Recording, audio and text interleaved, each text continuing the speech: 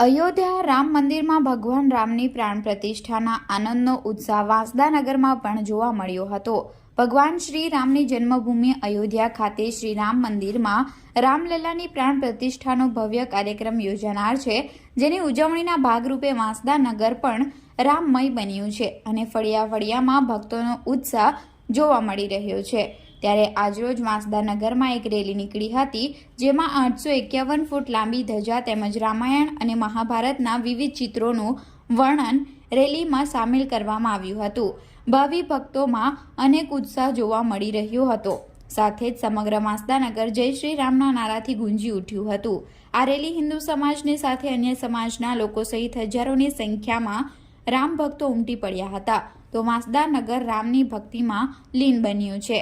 ત્યારે રામલલ્લાના આગમનની રાહ જોઈને બેઠેલા વાંસદાનગરના લોકો દ્વારા વિવિધ કાર્યક્રમો પણ કરવામાં આવનાર છે।